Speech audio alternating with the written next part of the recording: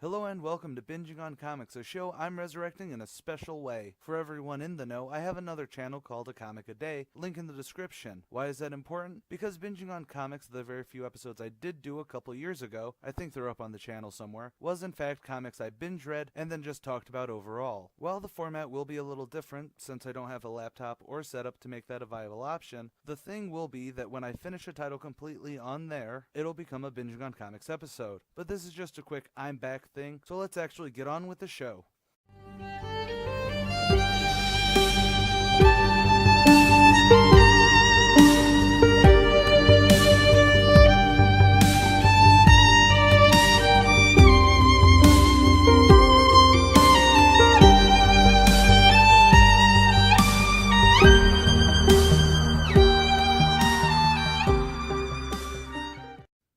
Way back in 2009, Disney bought Marvel Comics for $4 billion. If you've seen my first issue since then, which has been most of them actually, you'll see it's been pretty hit or miss. A very, very scorning miss when it comes to the X-Men franchise. But even more than that, in 2012, Disney threw some cash at George Lucas to buy out Lucasfilms and all its properties for $4 billion. So it's official that $4 billion is the default price for anyone. I'll give them my soul for $1,000 at this point.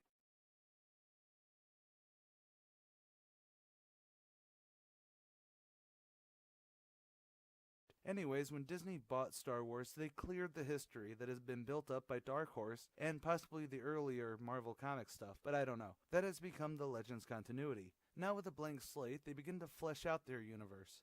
Some were good, and some were very, very not. But only two ongoings were launched, a Star Wars ongoing, and this.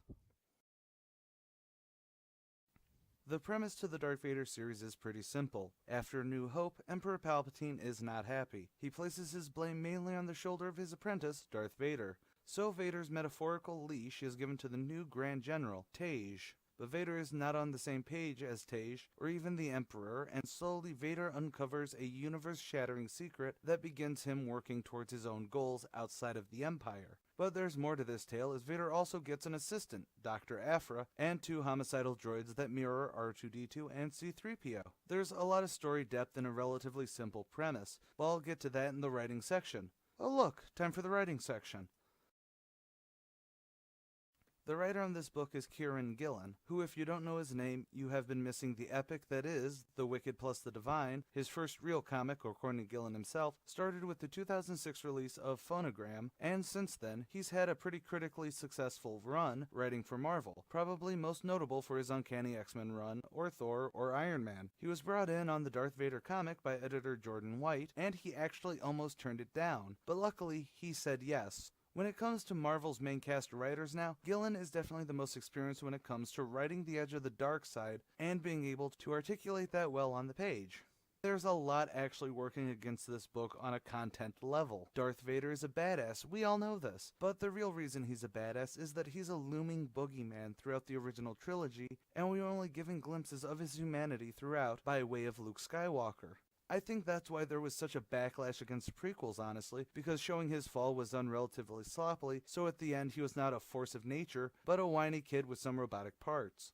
However, Kieron Gillen uses this series as a way to bridge that gap, as it were, in the time period given. Speaking of the time period, this story is set right after A New Hope, with Palpatine berating and placing all the blame onto Darth Vader for the destruction of the first Death Star, which really kicks off the whole series. And there is a little bit of, but we know where he's gonna be in The Empire Strikes Back, that does hinder this, especially during the Vader Down crossover with the Star Wars ongoing, because Vader's big push is that he wants to find Luke Skywalker. But even in knowing that he won't, Gillen never really plays off cliffhangers that could easily be written out by knowing the films. Well, save for one in the final arc, but that was a no-brainer. So, on the writing front, there's 4 or 5, if we count Vader Down, 6-issue stories, well, and one 4-issue arc, that all builds to Vader's character more than being strictly plot-driven. And a great help to that is adding in a couple of characters that, while we never see them in the movies, work well within this book. Dr. Aphra and the 2 assassin droids. The assassin droids, 000, a protocol droid, and BT-1, a blastomech droid that looks like an astromech, are there for the most part to be comedic relief, but in a dark humor sense. If you check out my Facebook page, you'll see some of the panels showing their humor, while also still acting as frontline combatants at times. But, of course, the breakout character for this has been Dr. Aphra, an archaeologist totally in opposition to Indiana Jones, since her motto is, "It belongs in an armory." She really brings out the heart of the book. She's writing with Vader because while he merely wants her to act as his aide to create an army, she legitimately likes working for the dude and being part of history. Currently, she does have her own solo series going that I may do for the next year's Canon Star Wars Month, but who knows what I'll do at that point. The writing itself is top tier and a boon to the Marvel Star Wars franchise. I can't go any deeper without spoiling it, though I'll try with the key issue section. But first, the art. As for the art team, Salvator Larroca has a hefty track record by himself, coming into Marvel around the turn of Heroes Reborn, and has basically been an oddly consistent member of the various X-Books pencils. However, I think the biggest reason he works in this is that Larroca has done Iron Man before, as Gillen has brought up before. Larroca's experience on Iron Man really helped to showcase the level of detail and the mechanical tech side of things, which wouldn't feel flat, but handled with a detailed hand, and you can definitely see that. Edgar Delgado has a pretty spectacular track record as a colorist by himself, showing an intricacy that never hinders line work but always complements it, be it on the current Champions book or his Spider-Man runs. Oh, and there's a different team for the annual, but this is mainly an overview showing the whole series with small details chucked in to make me sound more smart. But the art really does pump this up to an 11 as a book. The details are in fact very detailed. When we see aliens, both new races and old, there really is a genuine Star Wars feel to them, which granted has become Marvel's cosmic feel as of late, but you know what I mean. Locations never feel out of place, and the whole scope of it is in fact cinematic. Personally, my favorite part of this whole thing comes down to the fact that Larroca and Delgado work together to bring about not only the epic action that we see in the super awesome space fights, but the quiet talking moments. There's a specific issue where Dr. Aphra is terrified, waiting for Darth Vader, that while there is dialogue that shows that she's scared for what she just did, check out Darth Vader number 12 on a Comics a Day for a bigger explanation on that, the real emotion echoes through the art and the angles and the colorings to just truly make it a tug-at-your-heartstrings moment. Speaking of key issues, guess what's next? Obviously, this section will have spoilers, but I'll try not to overly explain. I'll link to a Comic a Day episodes in the description, so you can listen to me ramble about them more specifically. So the two standout issues to me are issue 6, the last issue of the first storyline, Vader, and issue 24, the second to last issue dubbed The Birth of Darth Vader by fans.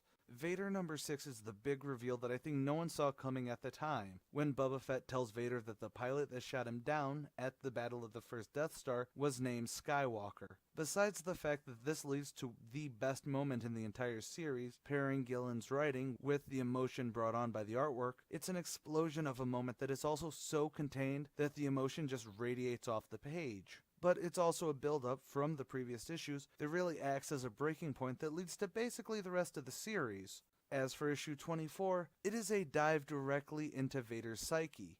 It is a literal way to bridge Anakin becoming Vader, not physically but on a psychological level, really focusing on his frustration and just raw emotions on Mustafar when Obi-Wan left him for dead, and then Vader seeing Anakin as childish. While honestly this issue didn't need to exist, it works because it conveys something that the prequels couldn't do, and something that I think even Vader couldn't face until he was locked away in his own body, which is why this is a mainly inside his brain issue. Again, both of these comics are going to be linked below. At least for issue 24, there's some spoilers for the end of the series, but it is worth a watch if you really want a deep look at Vader's psyche. So where does this book fall on the scale? It's expertly written, showing Vader as the Imperial Fist, as well as dealing with his past and solidifying him as the Dark Lord of the Sith more than any movie has or could. The art is fantastic and keeps the universe vibrant, yet within the color scheme of the movies. There is honestly only one choice it could be. Collect it. Collect it means that this series is so good that you should have single issues in Mylar tucked away and trades to tear through while reading this again and again. Usually this also means find stuff for it to show your love for it, like toys or posters, but it's a licensed comic, so that's a bit tricky. Sadly, there's no action figures or busts for Aphra or Trip Zero or BT yet, but when they come out, definitely get them. And that's all for this round of Binging on Comics. If you agree or disagree with anything I've said, leave a comment below. Check out A Comic a Day for daily single-issue reviews, currently doing the Sonic Mega Man crossover event Worlds Collide, which will be my next Binging on Comics. Also check out ComicSins, where I take the piss out of any given comic. Leave a comment over there and tell me what comics you want to see. Don't forget to like the Archivist Facebook page and follow me on Twitter. Links in the description. As always, stay golden, Inklings.